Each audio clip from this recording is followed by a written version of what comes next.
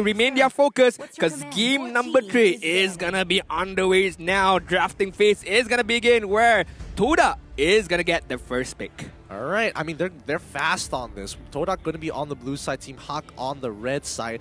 Ling Fanny ban followed up by Team HAQ, who bans out the Valentina as they hold priority here. They're hovering over the Faramis, and it looks like it's going to be the Faramis ban. I agree with the bans right now. It's a standard ban, to be honest, but I do have to agree, which is kind of interesting. TODAK banning out the Ling as well as Fanny. Two of, I would say, comfort pick for rivals. So finally, we get to see a different hero gonna be played for rival. Okay, all right. So what else does rival have in his hero pool if it is not going to be the Ling? Could it be that he looks to play fighters, or are we going to see another assassin, Hayabusa, Lancelot, usually the go-tos? I would say maybe Adira, Karina as well, you know. Still continuing. Karina is a good shout. Yeah, still continuing on the team of assassin-centric right now. Could be a good pick for a rival, but we have to see what this draft progresses. TODAK, 3 assassins. Not 1, not 2, but 3 assassins right now. Hayabusa is going to be banned out as well. Team HAQ right now. 1-1 is still in play. Julian is still in play, but out of those two, I would say 1-1 is the more scarier pick. So far, I mean, Gary, his pool isn't really affected by these bans. It's just, okay, what TODAK deemed to be the most effective to destroy their own composition that they're planning. But Team HAQ on the other side, do they want to give away Wanwan? I don't think it's a good idea unless they have something prepared, and looks like they're gonna give out the 1-1, banning out the Akai as the last ban. So it's a no-brainer for TODAK right now.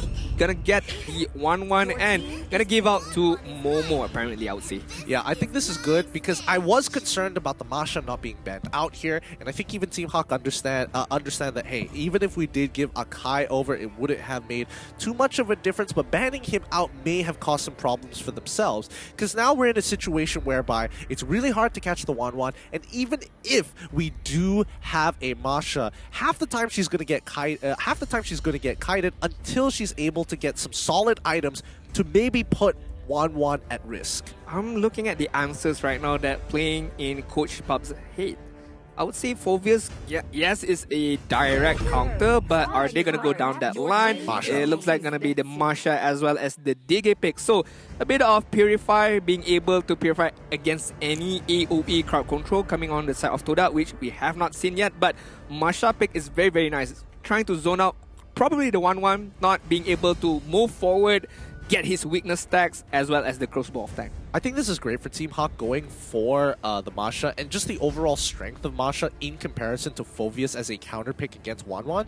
As much as Phoveus wants to be able to hit the Wanwan, as soon as Wanwan pops the Inspire, is able to get the crossbow tank on towards Phoveus, then you're in a lot of trouble. Most Phoveus instantly die. But with Masha, it's a different case here, because with Masha, you're able to disable her from auto-attacking, which is a powerful tool, as well as almost being able to one-shot if you have enough HP. Speaking of which, TODAK going to be responding with the Yve as well as the Esmeralda. So the Diggy pick does have value. Does have a lot of value. If the Falling Star mode is being used upon them, then the Time's Journey is going to be effective. And is it going to be a classic matchup between Esmeralda and Masha on the EXP lane? To be honest, on the early stages, I feel like Esmeralda has the more pushing power, being able to clear minions much more faster and to be able to rotate much more faster. But Team HAQ right now, for the third pick, before we move on to the banning phase, are they going to secure their own jungler for Gary, or are they going to secure their mid laner, as well as they see the Yve on TODAK side? And Kadita is going to be pick up, probably going to give out to Man, so another AoE crowd control, damage dealer, burst damage on the side of Team HAQ. Rather interesting. I think they just want somebody to be able to dive in and maybe look to cancel out the real-world manipulation. Relatively safe, right? You still have the Ocean Oddity to be able to kind of get in close to Moon when he does use the real-world manipulation. Now, we move on to the second ban phase. We do see the Cho get banned out by the side of Team HAQ. I mean, that's a respect ban, I would say so. Banning out the Chow so that Chiku not be able to use this shell. As we can see on the game number 2, he did perform really well, being a nuisance, disturbing the front line, the back line of Team HAQ. And TODAK right now, banning out the Beatrix minimizing the hero pool that being able to use by Panda. But to be honest, there's still Clean, there's still Brody, there's still Iritel, because I feel like the DG pick right now is going to be focusing on babysitting Panda. And Man using the Kadita, he can be left alone. He can survive on his own if he gets caught. There's the Ocean Oddity, as you mentioned. There's the Breath of the Ocean for him to disengage from any particular team fight. Yeah, I think Irithel is probably going to be a pretty good shout here for Team HAQ, and especially when you have a Diggy, you basically get to run around for free. And I think that's great because Irithel wants to run around for free, and her passive works especially good when she can run and gun people down. Rather frustrating, hey, but what are you going to do about it, right? Ooh, man out the Estes. I think that's a good ban too.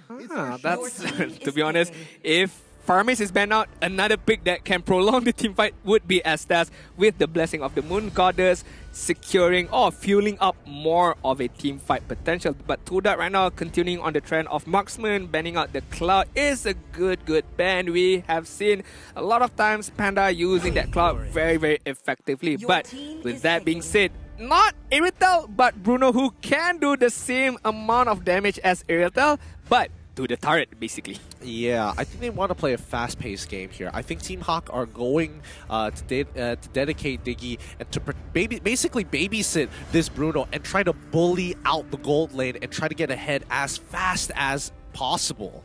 Do you think it's a early pick for the gold lane? I feel like they could have picked not the roamer, but the jungler first and then secured the main damage dealer for them, but maybe it's a bit of a mind games from Team HAQ, I would say.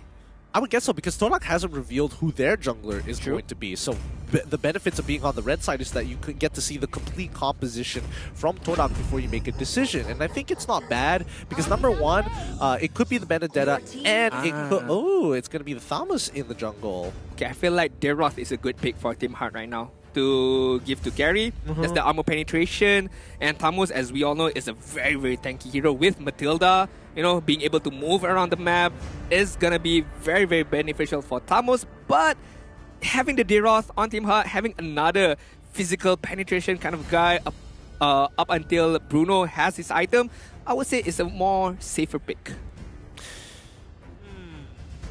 What about Alpha? What about him? Like real what talk. About him? Real talk here. How much value can you get Alpha from a comp like this? Are you lacking damage? Not really. Do you need an initiation tool? Kind of, honestly. I do think that Team HAQ might consider it, but Karina significantly better here, looking for those big one-shots, and is going to be able to clear faster than the Thamus. I was gonna flip my chair if the Alpha was going to be Alpha. It was just imagine the scene. But Karina is a very much more safer pick, a much more damage oriented pick in terms of the magical side. I would say that he might build, I'm not too sure, current Karina right now. Is it a full tank build, full mage burst build? I'm not too sure about that, to be honest. I would say it's going to be the full mage build. That's usually what we've seen so far when Karina is touching the Land of Dawn in pro play. But it's time. Game number 3. After 2 grueling games between these two teams, we finally are coming to the last bout of the day and the conclusion of who is getting that 2 points. Right, this is it. This is the moment that we all been waiting for. I would say the game of the week, and it still stands as of now. 1-1 for both sides right now. Who's gonna get the win? Who's gonna get the victory? And who's gonna get all maximum points as we head to the Land of Dawn? Team HAQ up against the champion of season number 9, TODAK. Now, as the teams spread out here, Chiku, yep, he is going to be on Matilda to try and protect Momo as much as he can to keep him topped up. But for now, it's about how they trade here. It's 2v2 lane. Yeah, I like the emblem pickup by Min right now. Using the Impure Reach, to be honest. That DG bomb is gonna deal a lot of damage as time goes on later. Yep, and Mon getting some really good trades against Moon so far, forcing him to recall and use his regenerate here. So that means there's going to be a faster push as Ganita and as well as Karina slowly move down just to double check. They know that Rival is on top side now, but Min, he's on the run, pops up his sprint. He doesn't want to give a kill this early on into the game. Momo trying to trade against Panda so far and can only do so much, but Chiku ensuring that the punish is worthwhile. Yeah, I feel like having the Matilda babysitting Momo right now is is very, very much beneficial as he doesn't need to go too much to the base to secure his HP regen. Looking at the bottom side, Formace is going to get caught out, but not being able to secure the kill. Man is taking a bit amount of damage as he waves out of danger. He's good. I think for now, Team HAQ are just taking it nice and slow. They don't have to force situations unless TODAK are truly out of position.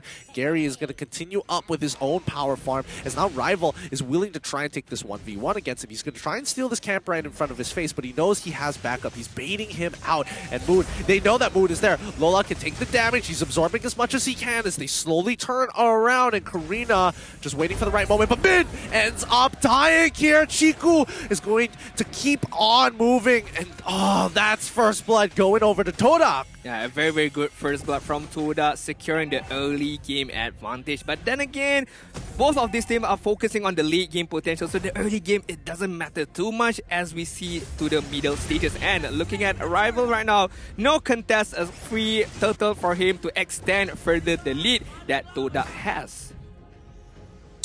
All right. With the lead that TODAK has right now, they want to press it further as they are kind of winning. I wouldn't even say kind of winning anymore. I would like to believe that Momo was able to get the kill, but the fact that he used Inspire there doesn't win out on the trade. Matilda is going to recall, and Momo is in a little bit of trouble. Oh, that's such a feels bad. Oh, that's so rough. Wait. Get it? Don't even try and press this joke against me right now. He's so sly. So very sly. But unfortunately, TODAK aren't going to be able to steal away the river crab. Yeah, to be honest, that was a good timing by Man. I'm not sure good timing by Man or Rival did not notice the skill that was being used. But right now, on the top side, Rival and Chiku. Oh, they actually pull Rival really far as he takes the Matilda Airways. Now has to back up here. The guiding winds are great, but in a situation like that where you use it to engage, it catches people off guard, but Team HAQ, they're really on top of their information. But rough waves coming out finally, but finally Rival dies. Execution from Gary as well as he tries to dodge on, tries to walk past Moon, but it's too late. Man using all of his cooldowns, unfortunately didn't have enough to finish him off and cancel the real world manipulation. Formace easily runs him down. Yeah, Lola was a bit too late on the rotation, trying to defend that, but on the top side right now, Panda and Min. I don't think it's going to matter here. Momo already procced all the weakness points. He could have used this ult, but, well, even when he does, it makes no difference there. He was dead to begin with. Yeah, I mean, the overextend. Well, I wouldn't say overextend. He just didn't know that Momo was in the bush. And right now, Min gonna get caught out. Yep.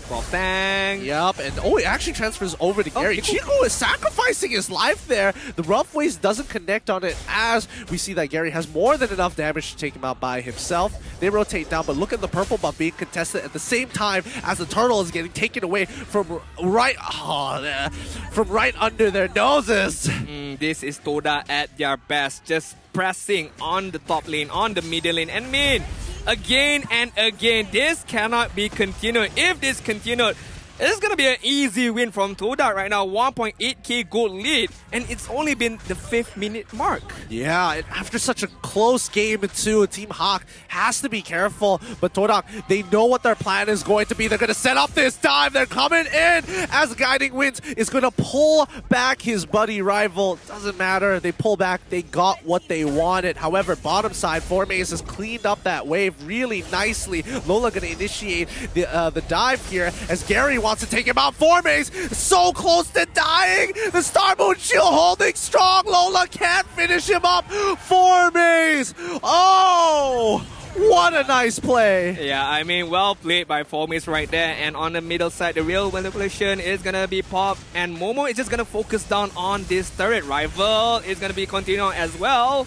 Rough waves already coming out, chunking out Chiku for 50% of his HP. They don't break mid-tier 1, though. They got so very close. I mean, almost. If anyone of TODAK side just commit on that turret, I'm pretty sure they're going to get the turret. But it might be bad for them as they got to trade their own life for it. Looking at the TODAK side right now, Momo, Chiku guys, and Moon is going to try to focus on this middle turret as they make the transition onto the bottom side. 1.8k gold lead, and Momo is having a much better time on the gold lane and transitioning onto the bottom side, being babysitted from Chiku guys from the minute 0. Yep. I mean, look, Momo's damage and Formace have been really... They are just competing against each other. Momo's sitting on top while Gary and Formace very close to each other. Rival hasn't been participating too much in these fights. However, they have to protect this middle turret tier 1. Because as soon as mid tier 1 is broken, TODAK can easily access the jungle. Now, Turtle is up as they slowly sit on top of it right now.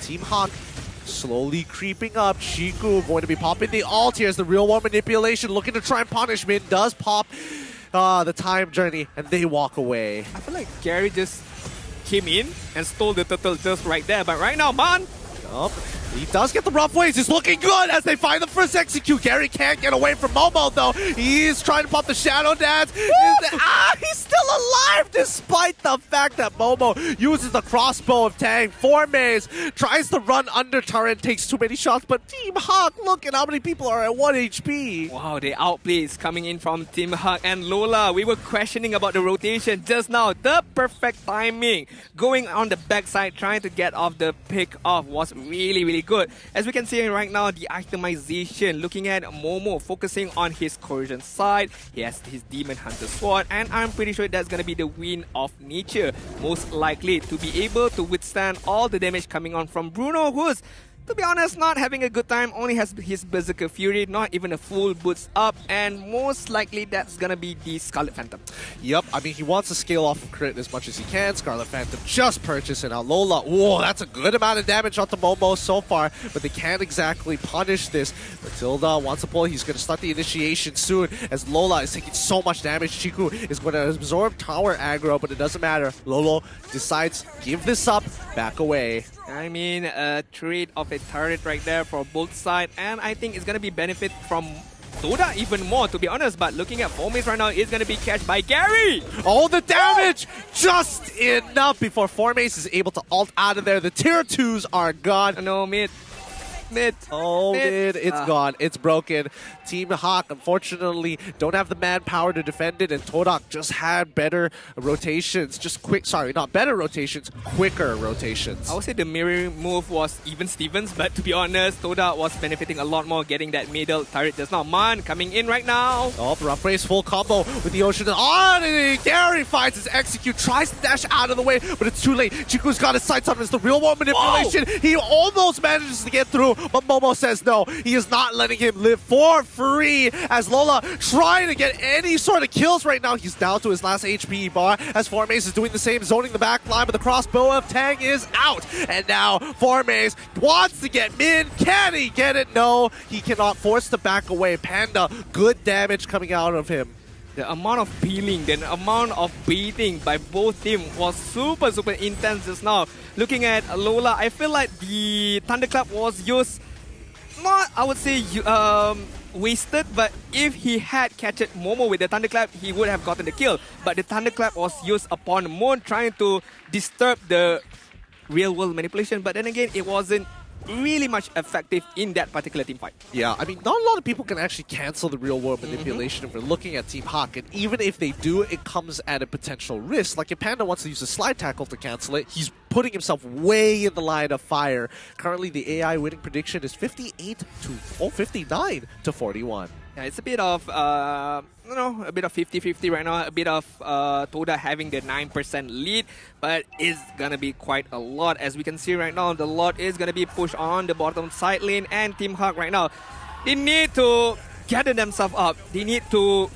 synchronize in terms of team fight. Who are they gonna target first? Who are they gonna prioritize first? And we can see TODAK is just the master of baiting and kiting all in the particular team fight. Yep, and Chiku getting some good damage onto Mon so far. He's going to keep on doing so, using his guiding winds to go backwards, making sure that he can protect himself. But more importantly so, ooh, okay, a good knock up here as Momo for some reason is taking the turret aggro. They've taken all the tier 2s now. Topside will eventually fall, but now pressing their advantage. Gary might be in some trouble, has to pull away. He's chunked out as the real world manipulation comes on in. Mon goes for the full combo. Moon, will he die here? No, survives, and the rest of TODAK is on the run. Team HAQ on the chase here. Min finds the time journey onto 4maze, but he pops his sprint to activate his speed, and Chiku looking to turn just in case 4maze needs to add a bit of healing. I feel like both of the team was like, TODAK was like almost, do we go for the team fight? Do we go for the counter initiation? But I feel like that was a short call saying, okay, let's back off. We got what we wanted. All the outer turrets has been taken care of.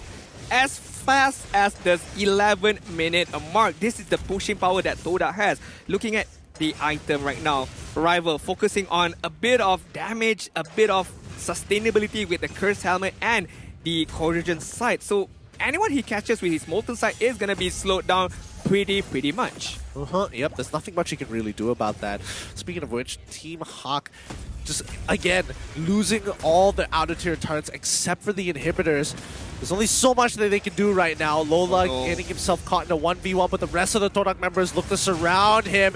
Lola has to take this fight or do something. Is he willing? No, he doesn't have it just yet. He looks at Momo, tries to go for the Thunderclap, but now he can only focus on Rival as they find the backline. Chiku is the next to fall. Mon ends up... he manages to survive with the rough waves. He should be able to heal off that. Gary gets on top of Moon. Real World Manipulation to buy a little bit of time, but Momo still unstoppable. And Panda can't deal with 4maze alone. Min's trying to peel for him, but Momo goes on forward, secures the kill, and even committing to it with the Winds of Nature falling. Starmoon and now Rival looking to finish the game. It's a complete wipeout for TODAK. This is not looking good for Team HAQ right now, and not looking good at all, as TODAK is gonna finish off this particular game 2-1. TODAK remains champion.